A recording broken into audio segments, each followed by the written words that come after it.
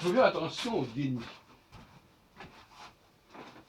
Quelqu'un qui pratique le déni, il crée en lui-même un dysfonctionnement. Il se sabote lui-même, il se saborde lui-même.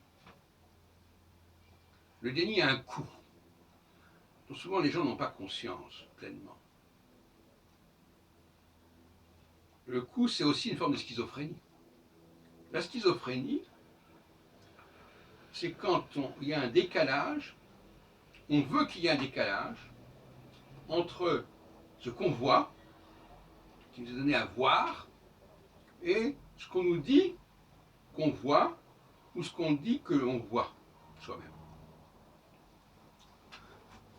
Alors, c'est une maladie, peut-être que le mot schizophrénie est peut-être un peu fort, enfin, mettons que c'est comme ça.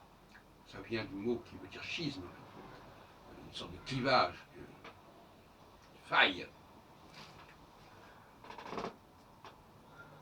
Il y a des tas de situations qui créent cette espèce de faille. Quand je nie que je suis, si une femme dit je nie que je suis une femme. Un immigré qui dit je nie que je suis un immigré. Ben, il y a des gens qui ont compris qu'on ne pouvait pas continuer comme ça. Par exemple, Gérald Darmanin, il vient de dire, là, après avoir été nommé ministre de l'Intérieur, il dit « Je suis le petit-fils d'un immigré ». Il le reconnaît. Il n'est pas dans le déni.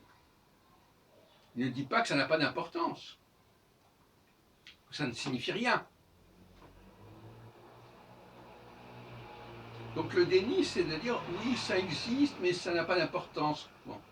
Et récemment, j'ai signalé ça à propos de la signalisation, justement. Le nombre de personnes qui ne tiennent pas compte de la signalisation rouge, il y a des panneaux où c'est marqué interdit, qui ne réagissent pas immédiatement à cela, qui ne se conforment pas immédiatement, eh bien ils sont dans le déni.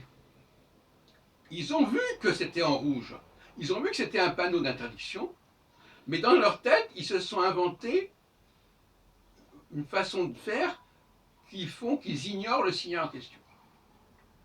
Ce qui est intéressant dans un compartiment, dans une voiture de métro par exemple, notamment dans le métro, parce qu'en métro il y a des strapontins, alors qu'il n'y en a pas dans l'autobus, généralement, en France en tout cas, à Paris, autant que je sache, eh bien, il y a des personnes qui sont extrêmement respectueuses de la signalisation, et d'autres qui semblent s'en foutre totalement.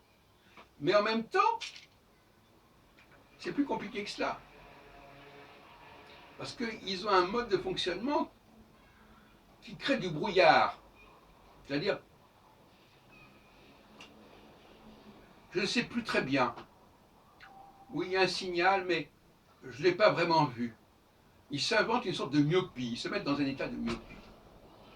Donc ils se détraquent eux-mêmes. C'est ça qui est grave.